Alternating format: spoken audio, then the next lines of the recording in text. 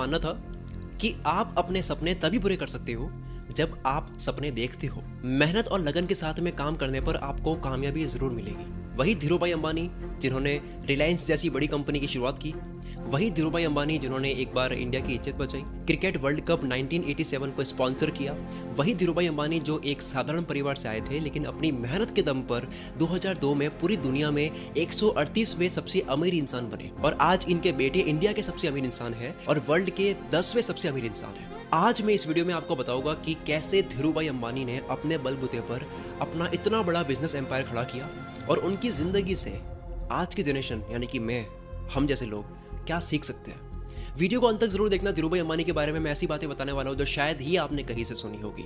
धीरूभाई अंबानी का जन्म गुजरात के चौरवाड़ गांव में 1932 में एक साधारण परिवार में हुआ था।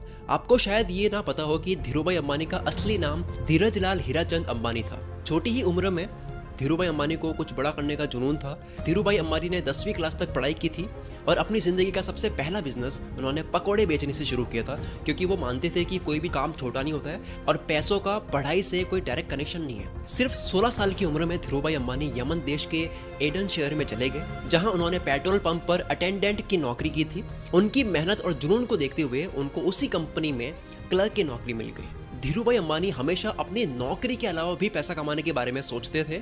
वो इसके लिए पार्ट टाइम में और दूसरे काम भी करते थे। यमन के उनके किस्सों में उनका एक फेमस किस्सा ये है कि वहाँ की करेंसी के सिक्के चांदी के बने हुए थे और धीरूभाई ने ये नोटिस किया कि चांदी की कीमत तो सिक्कों की एक्चुअल कीमत से ज़्यादा होती है। आपको केवल समझाने के लिए बोलूँ तो वो ये कि जैसे मान लो 100 रुपये का सिक्का है चांदी का, उसकी वैल्यू वैसे मार्केट में 100 रुपये की है, लेकिन अंबानी साहब ने सोचा कि इसको पिघाल कर बेचते हैं, इसकी वैल्यू और ज़्यादा हो जाएगी क्योंकि ये सिक्का चांदी का है। उन्होंने इस लूप होल में मौका देखा और वो उन सिक्कों को जमा करके पिघाल कर ब्रिटिश के ट्रेडर्स को बेचना शुरू कर दिया। हालांकि यमन की सरकार को इसके बारे में पता लग गया और इस काम को रोका गया, पर इससे पता लगता है कि वो कैसे जुगाड़ और स्मार्ट वर्क से पैसे कमाने के रास्ते खोज लेते थे। जिंदगी बड़ी सही चल रही थी इनकी, अच्छे खासे पैसे भी कमा रहे थे, लेकिन धीरूभाई के मन में था कि उन्हें अपना बिजनेस करना है और बहुत बड़ा आदमी बनना है। और इसलिए 1958 में अपने परिवार को लेकर वो इंडिया वापस आ गए। इंडिया में आने के बाद में धीरूभाई ने अपने कजिन के साथ में मिलकर पॉलिस्टर को इंपोर्ट करने का और मसालों को एक्सपोर्ट करने का बिजनेस शुरू किया।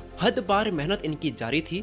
आगे सुनो क्या हुआ। एक बार धीरूभाई ने जब अपनी टेक्सटाइल मिल स्टार्ट करने का फैसला किया तो लोगों की सलाह पे पुरानी मशीन और पुराने सेटअप को खरीदने की कोशिश की, लेकिन जब उनको मजा नहीं आया, उनका अनुभव अच्छा नहीं रहा, तो उन्होंने तय किया कि जब मैं कुछ बनाऊंगा मैं हमेशा सबसे अच्छी और बेस्ट टेक्नोलॉजी का यूज करूंगा, चाहे उसके लिए मुझे कोई भी कीमत चुकानी पड़े। और फिर ईयर 1965 में उन्होंने अपने कजिन से अपनी पार्टनरशिप खत्म करके अपने दिल की आवाज सुनकर ईयर 1966 में मुंबई में रिलायंस कमर्शियल कॉरपोरेशन की शुरुआत की, जो बाद में 1973 को रिलायंस इंडस्ट्रीज बना। 1966 में जब उन्होंने अपना बिजनेस मुंबई में सेटअप किया तो उन्होंने पहला फोकस मसालों की ट्रेडिंग पे रखा और अपने कॉन्टैक्ट्स को यूज करके धीरे धीरे वो अपने बिजनेस को ग्रो करते गए। धीरूभाई की बिजनेस जर्नी की एक बहुत इंटरेस्टिंग कहानी है।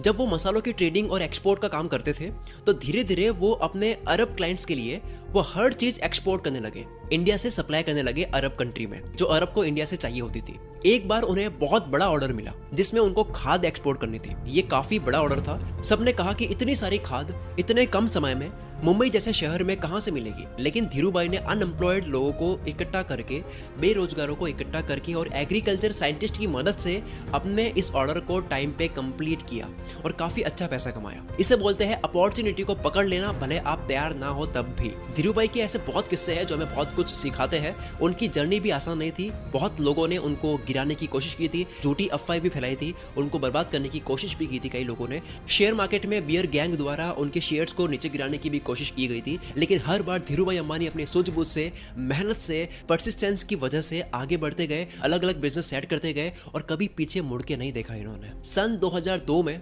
धीरूभाई अंबानी दुनिया को छोड़कर चले गए, लेकिन आज भी वो हमें लेसन सिखा रहे हैं। आज भी इंडिया में बहुत बड़ा बदलाव आ रहा है।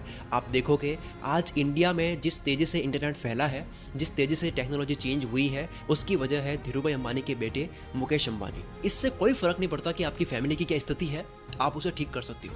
इससे कोई फर्क नहीं पड़ता कि आप कितना पढ़े हो, आप तब भी बिजनेस कर सकते हो। बिजनेस की नॉलेज के लिए डिग्री की जरूरत नहीं होती है, सही एटीट्यूड और प्रैक्टिकल ज्ञान की जरूरत होती है। इससे कोई फर्क नहीं पड़ता कि आपके आसपास के लोग आपका सपोर्ट कर रहे हैं या नहीं, आप तब भी बिजनेस कर सकते हो, आप अपना काफिला बना सकते हो। भले लोग आपका साथ अब नहीं दे रहे हैं, लेकिन बाद में जरूर देंगे। अगर आपके अंदर वो आग है कि आपको अपनी जिंदगी में कुछ बड़ा करना है और आप हद पार मेहनत करने के लिए तैयार हो, रिस्क लेने के लिए तैयार हो, अपना बेस्ट देने के लिए तैयार हो, तो आपको सफल होने के लिए कोई ताकत नहीं रोक सकती।